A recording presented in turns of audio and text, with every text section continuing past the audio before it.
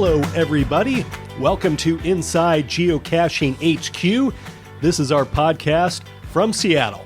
I'm Chris Ronan. My geocaching username is RockChalk. Thank you for downloading this episode. On this show, I am talking with Annie Love. She is the Business Development Manager here at Geocaching HQ. Annie has been a lackey for more than 10 years, so she is one of the longest serving employees, and she has done a lot of very interesting stuff during that time, which means we had plenty to talk about. So here is me chatting with Annie Love.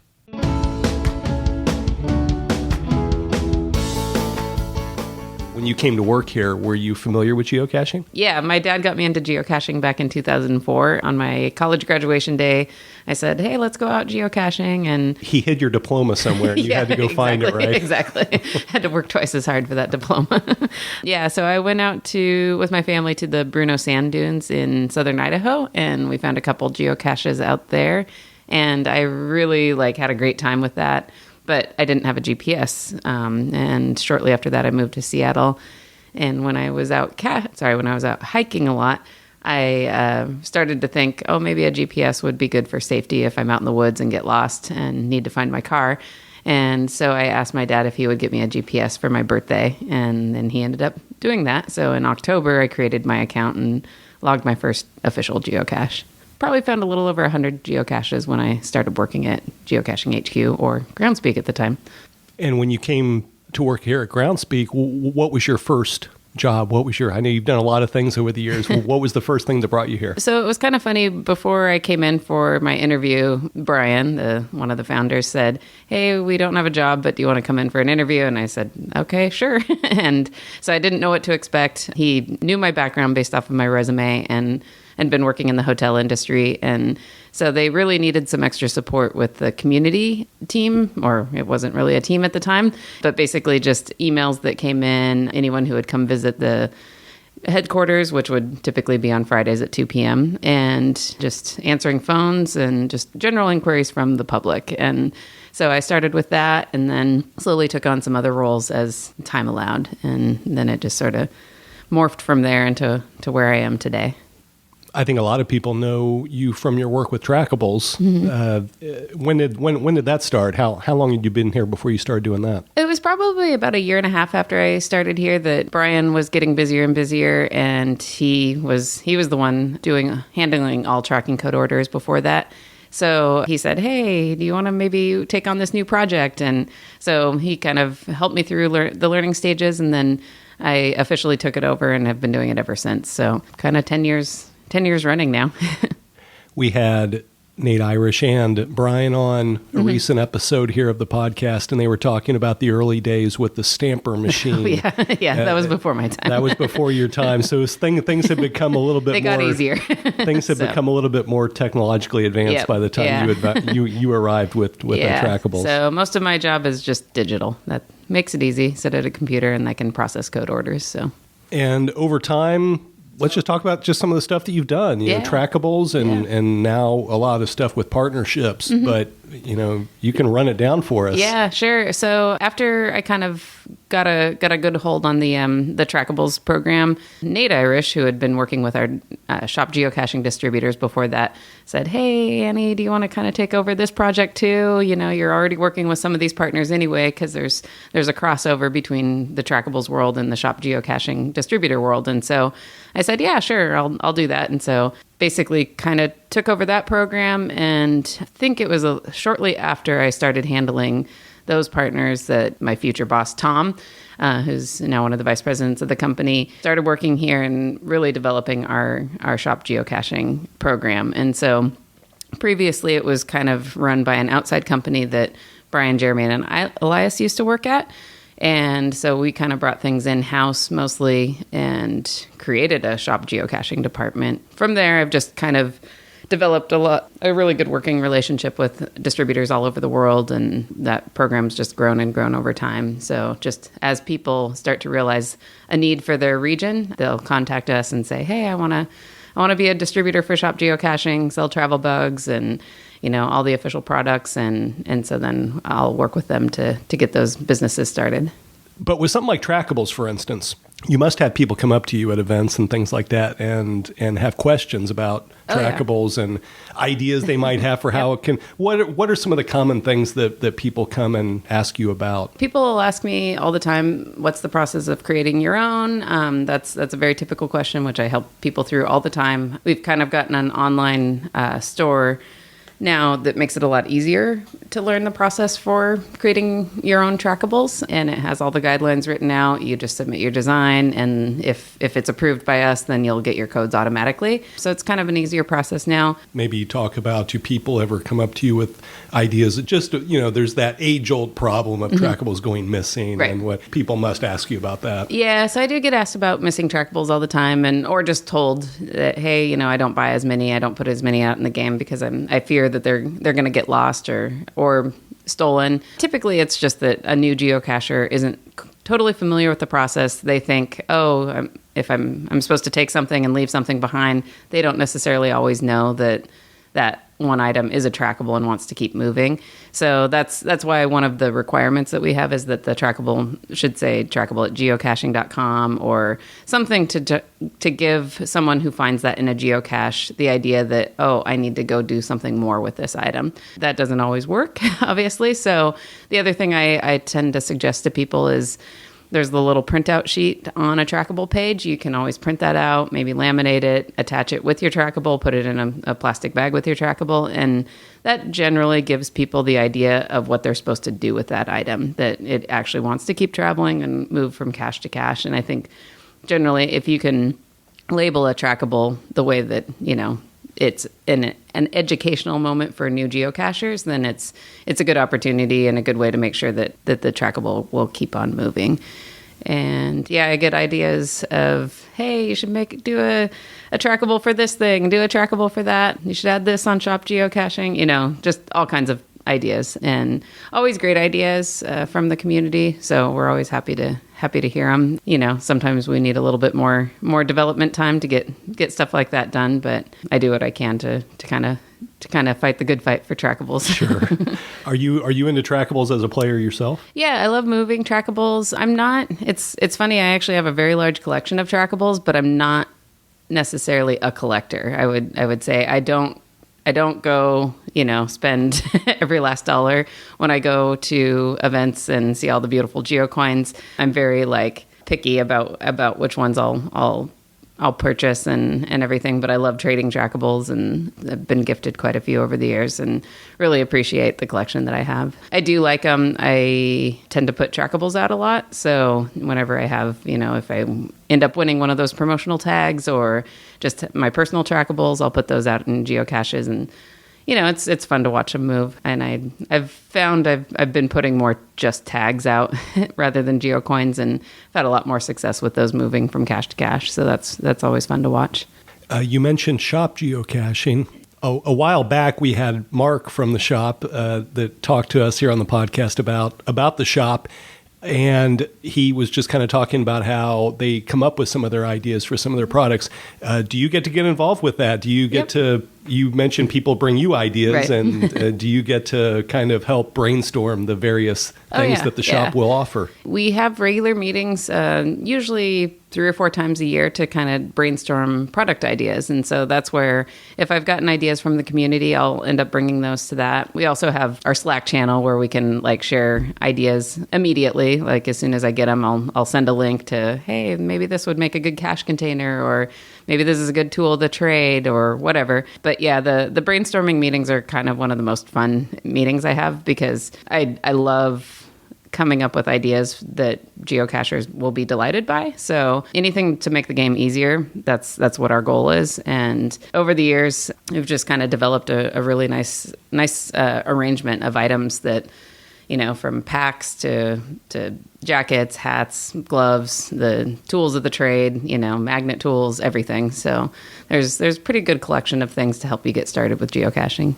Another thing you're involved with is logo stuff, right? How does all of that work? Yeah, so basically, with my work with all of our distributors, a lot of times they'll want to create their own products. So they'll want to use the official geocaching logo or maybe the Travel Bug logo.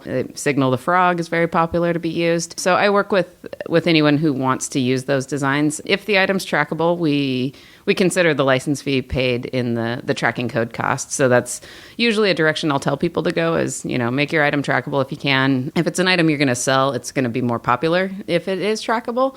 If it's something that you just want to put a logo on a t-shirt, then we do have a license program for that. So, and I'll just work people through the process with approving the design and then helping them, get set up with the royalty for that. Basically, any of those questions, I'm kind of the first person they talk to, and then if I have questions, I go to our legal counsels in office. So I'd be like, Brian, Jennifer, what do I do here? One thing that's, I guess, newer compared to some of the stuff that we've talked about already is your work with the API program. Yep. And we've talked about that a little bit on a past episode. We had Sean Boots on here, who's from the engineering side of things here. For people that don't understand, I always think it's good to re-explain what the API program is. So right. How do you explain it to people? So basically, the API allows developers access to the data that we have on geocaching.com. So, and it might be a limited amount of data, but it's something that they can create tools that are useful for the community to help play the game. So maybe it helps enhance your cache outing by planning tools, or maybe it's just that, you want to use a different app to go geocaching. So maybe like Cachly or GeoLive, we're more than happy for people to use any of our partner applications and just access that same data through a different channel. And, sometimes they will create tools that are something that the community really wants that we just don't have the time to get to, or maybe it's just not the main focus that we want on our own tools that we create. And so Cachly, for example, has a nice little first to find button. Right. So you can be looking at the map and see if there's any caches that haven't been found yet. And, for those first to find hounds, that's going to be a great tool for them to go use. And that's just something we haven't had time to implement in our own app. And so, I basically work with all the partners that create those applications or people who are interested in wanting to develop new ones. And our API program has been closed off for a few years. So the partners that have been in there for quite a while. And so they've had time to really develop things, but we are currently switching over to a new API program or a new API altogether. And with that, we want to start slowly opening up our API program to new partners. So I created a link where you can go get on our wait list to, if you're a developer and want to create something based off of our API, then you can submit your name on the wait list. And if it's something that we feel will be relevant to a big variety of geocachers, then it's something we might consider. Yeah, so you mentioned Cachly, there's GeoLive, there's things like Project GC, GSAC, and these are all authorized developers, right? Yep. And there's a place on I think it's in our help center or on the website where you can go and actually read more about it, and we'll link that in the podcast notes. But we have a whole API page that has a little bit more information and links to some of the partners that we have. Yeah, it's amazing what some of these partners have done. Like Project GC, I use almost on a daily basis to decide what my next geocaching challenge is going to be for myself, or check however I'm doing on my Jasmer. I love the challenge checkers on there, just to see if I qualify for certain challenges, and GSAC obviously is great for doing power trails. It's easy to log hundreds or thousands of caches all at once, with the push of a button. So some of those tools for the more experienced geocacher, we can't live without those tools. And it's just wonderful that we have a program that we can provide to developers to create tools like that. And I highly encourage you to check out all of our partner apps and see if one of those fits for you. Speaking of trackables, there's TB Scan, which is actually a really great one that you can just scan the tracking code on a trackable and discover it right away. And so that just makes, when you go to an event where people have their books full of trackables, you're like, it's a lot quicker to discover a lot of trackables that way.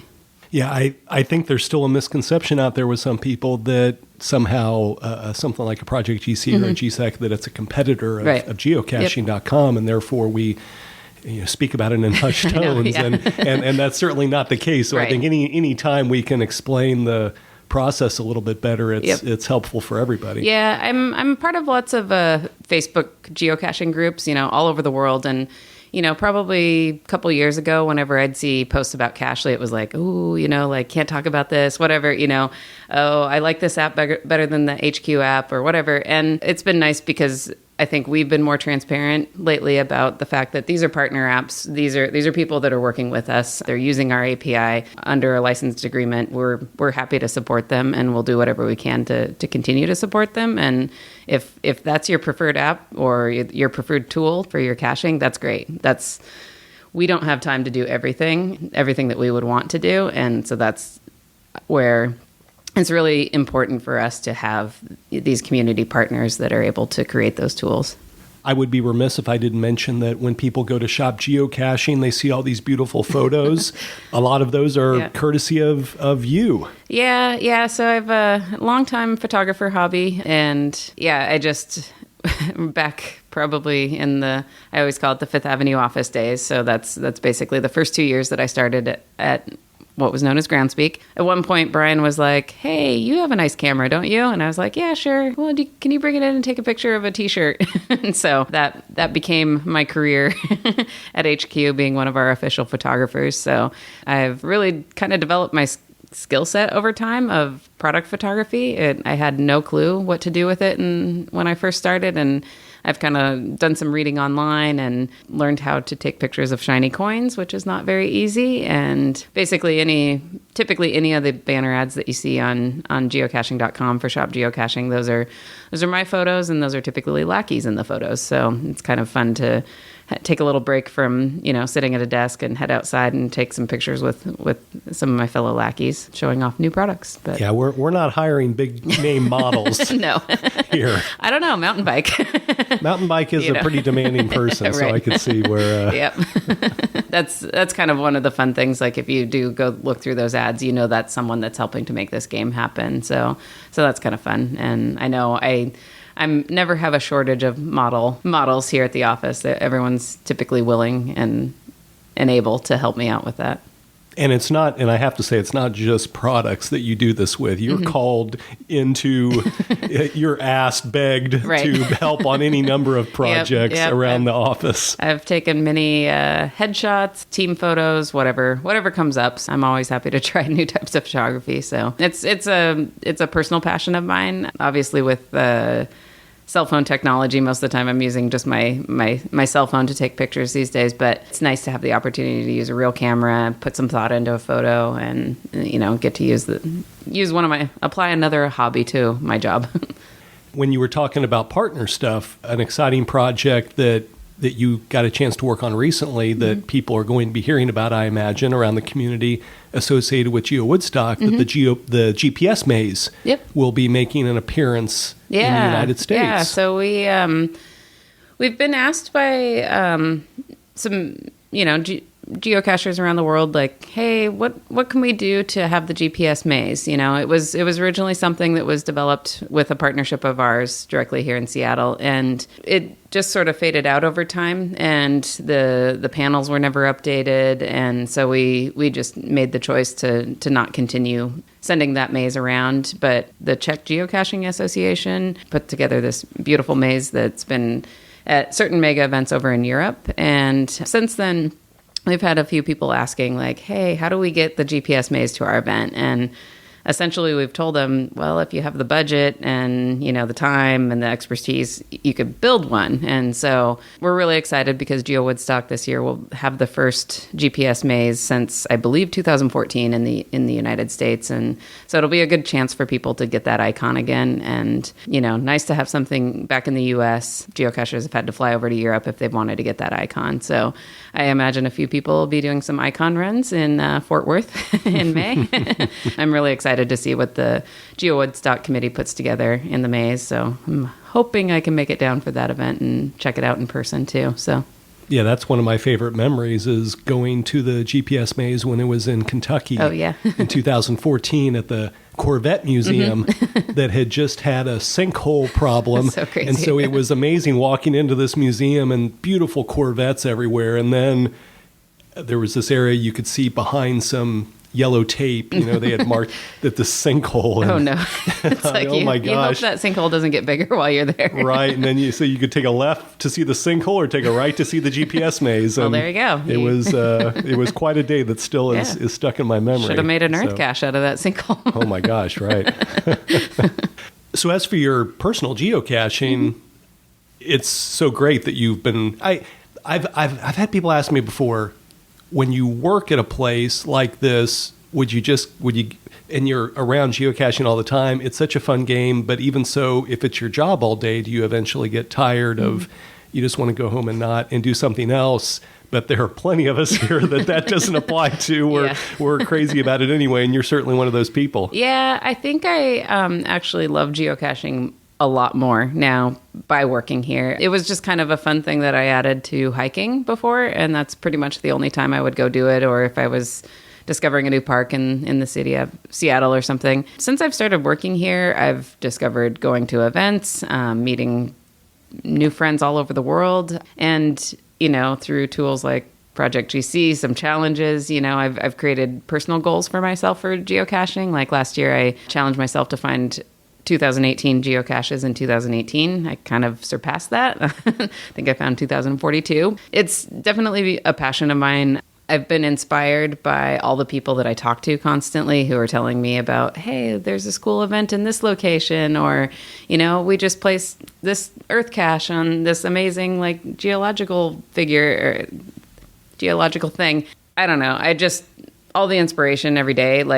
Yes, my job is a desk job, but it really fuels my passion for the game. This year, I'm hoping to get to 10,000 cache finds. So the goals don't end with it. I often plan my personal vacations around geocaching. So I actually just got back from Copenhagen, where I spent 3 days geocaching, hanging out each night with different either local or other European geocachers, and just had a blast. It was a really great way to see the city. And then when I went out geocaching with the local cachers, they took me to some phenomenal geocaches. And, just those kind of fun aha moments when you see an amazing cache, like whether it's in your backyard or in another country, it's just really cool. That was Annie Love, Geocaching HQ's Business Development Manager. If you have an idea for us to cover on Inside Geocaching HQ, send us an email. podcast@geocaching.com is the address. Once again, that is podcast@geocaching.com. I always appreciate your ideas and feedback about our podcast. And from me and everyone at Geocaching HQ, happy caching.